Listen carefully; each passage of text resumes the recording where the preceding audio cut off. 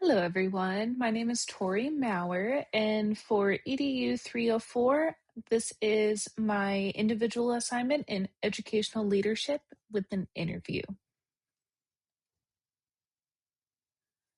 So, to kind of start things off, I chose to interview Anthony Winnicky, and I interviewed him on Friday, January 30th of 2026. And Anthony Winnicky has a doctorate in educational administration from USC, and he also has 21 years of service in the U.S. Marines, as well as 30 plus years in educational as an educational council member for the city of Oceanside. And he was also an instructor at a local junior college in English literature.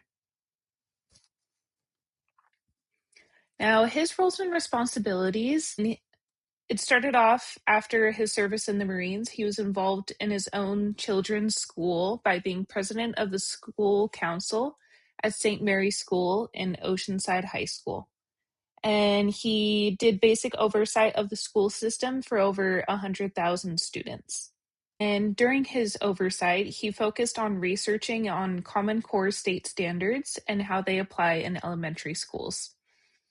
And the differences between public and private schools with Common Core education, he found that the private schools had a lot more resources, basically disposable income for a ton of resources that they could use for their kids that go to these private schools. And he wanted to implement sort of those same ideas into public schools, which don't have as high of a budget as private schools do.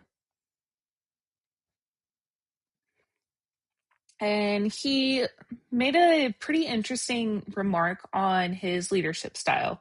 So, with his leadership style, he focused on establishing a vision and taking the vision through steps where it can be seen by others. And what he meant by that was the vision can be easily recognized through students, through parents, through other teachers and his own peers, as well as any higher ups. And he also set a standard that can be coached to get to and allow those to find their ways to achieve in their own unique way to a degree to reach these goals and these visions that he established. And by doing so, he asked himself a couple of questions. He asked himself, what is the objective from point A and point B? What's the reasoning behind it? How do we take these steps towards that end goal?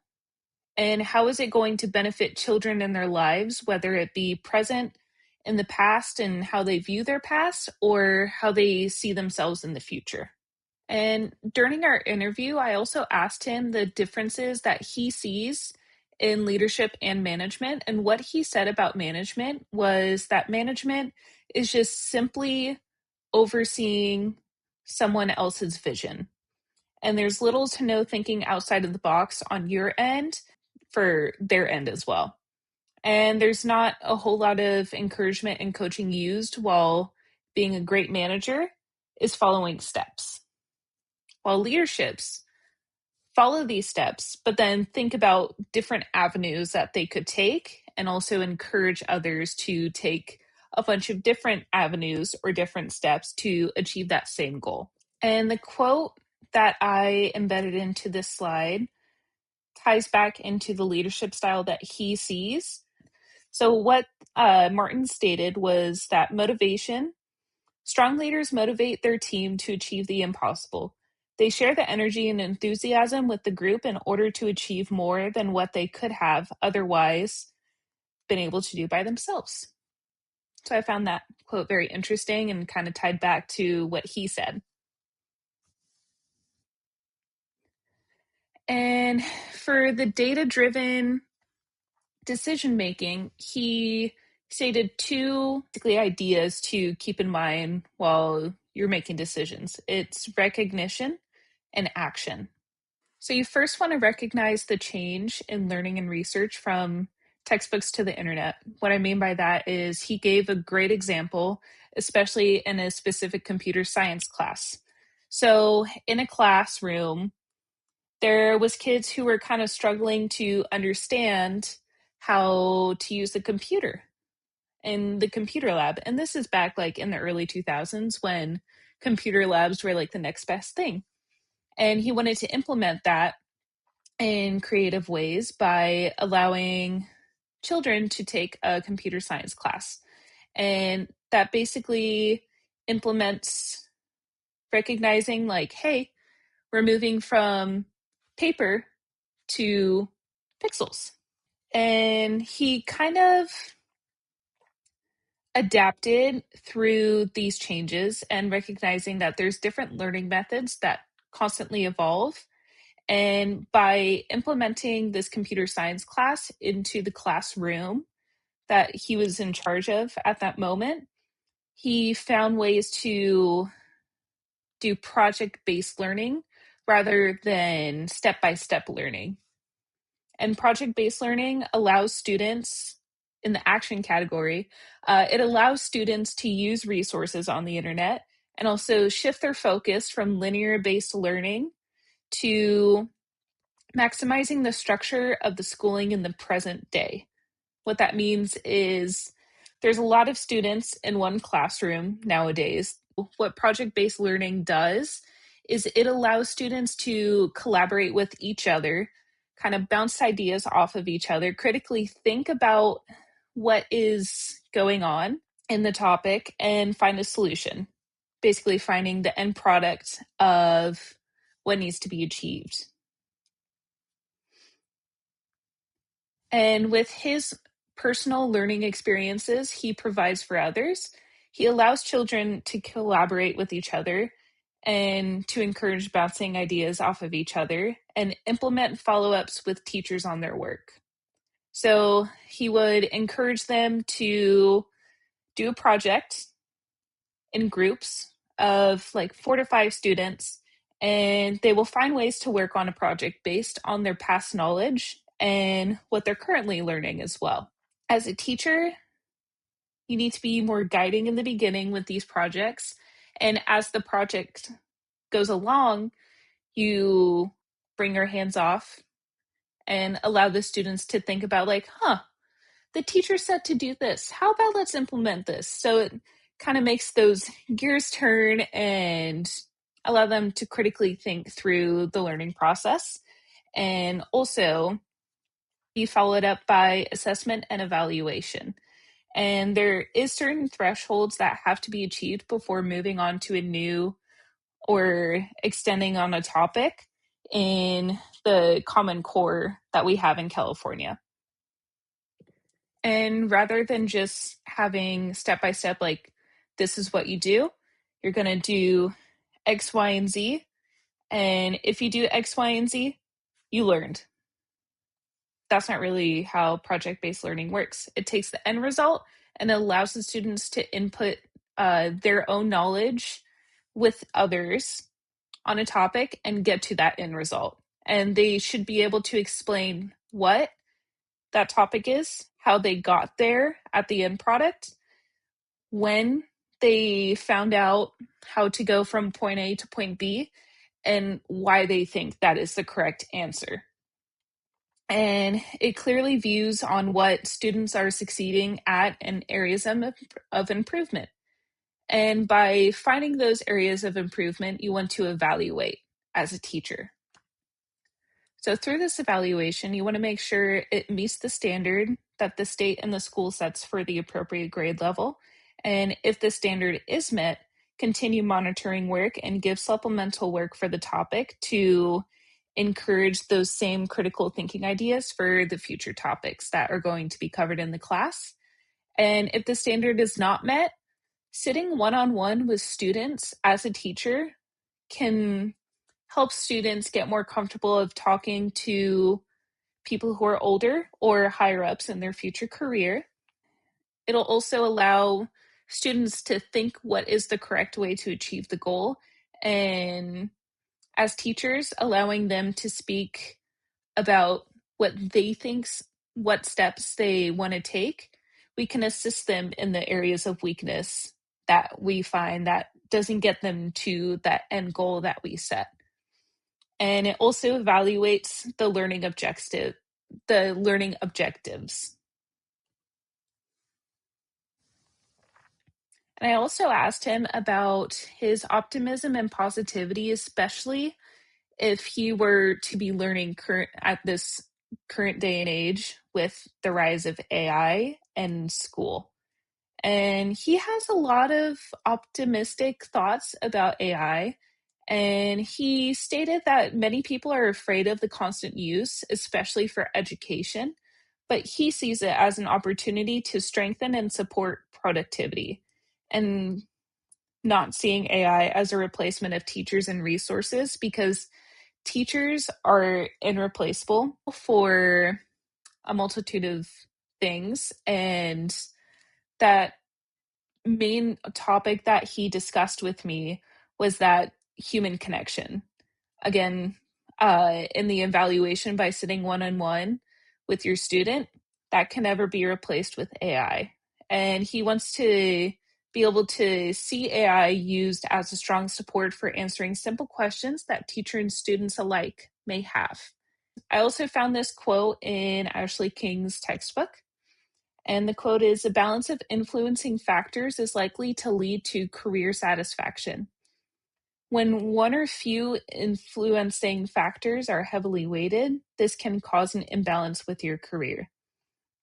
And by keeping a more positive note in your line of work, especially with me in outdoor education and the rise of technology, in 30 years, it's going to look completely different in outdoor education. There might be iPads that kids are given to point at a plant and it'll tell you what plant it is. Or they would look up, like, oh, how do I pack for a multi-day backpacking trip? And it'll show them the steps. But by keeping that in mind in my future career personally, I find ways that I could even implement AI in a positive way instead of replacing what my learning objectives are. I also asked him a couple questions about advocating for students, and he stated that the first step in advocacy for others is that students support students. And what he means by that is that in Oceanside High School, where he was the president of the student council, he stated that clubs and organizations in public schools support student welfare and achievements overall. And with these clubs and organizations, it allows students to express themselves and their own unique interests. If students can work together now, they will be able to work with each other in the future, whether it be in their careers or personal lives. And this is also often overlooked as a cry for help, especially in present day America, where there's a lot of talk about bullying and cyberbullying. And by keeping that in mind as a teacher, you want to make sure that students feel safe in your classroom, and you set boundaries of what is and is not acceptable in the classroom, outside of the classroom, and for any future workplace or career that they go into. In King's textbook, she stated that the Abraham Maslow's hierarchy of needs describe the 5 tiers of human needs that lead to fulfillment when met sequentially. In order to move to the higher levels of the pyramid, the lower levels of the pyramids must be met. And with that pyramid, you want to make sure that get a clear understanding of students' needs and what they feel in the inside before you ask them very personal questions. So you want to get an overall view of what the problem is, and you want to advocate for them by allowing them to feel safe first before they speak to you. The last question that I asked him was about his emotional intelligence. So I basically asked him what his strengths are based on those 5 EQ assessments that we did earlier in the class and room for improvement that he found in himself. And he stated that his strength is understanding human nature, so empathy and also self-emotional regulation. And he can see who is and is not wanting to achieve a goal really easily. And the way that he does that is he asks questions like, all right, what do you think about what we should do to meet this end goal?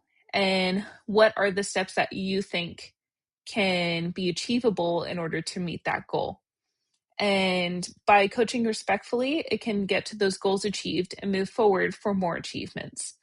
And the room for improvement was self-regulation for him. He said that he was very introverted and still is introverted in his current line of work with the Marine Corps. And he found that he could be a little bit more firm in certain circumstances. By realizing that area of improvement, he can apply that in the future, like he has for the past 15 years after that in the Marine Corps service. And this is my conclusion. So, what I got out of this interview was by allowing students to work with each other allows for better outcomes and achievements and goals that are set in the Common Core classes in California.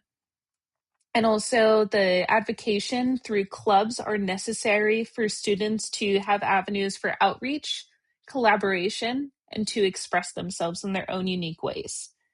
And the point of view from someone with experience with the schooling system and the use of AI being a great tool rather than being a negative connotation around it was very eye-opening to me, especially with his lengthy experience and seeing the evolution of technology. And even though he wasn't teaching during the time of AI, he finds ways that AI can be useful in the classroom today. And all of the ideas discussed can be applied to any type of educational field. Like for me personally, I can implement a lot of the discussion that we had together in my outdoor educational or adaptive recreational instructing career. And thank you guys so much for watching. These are my references, and good luck for the rest of the semester. Thank you.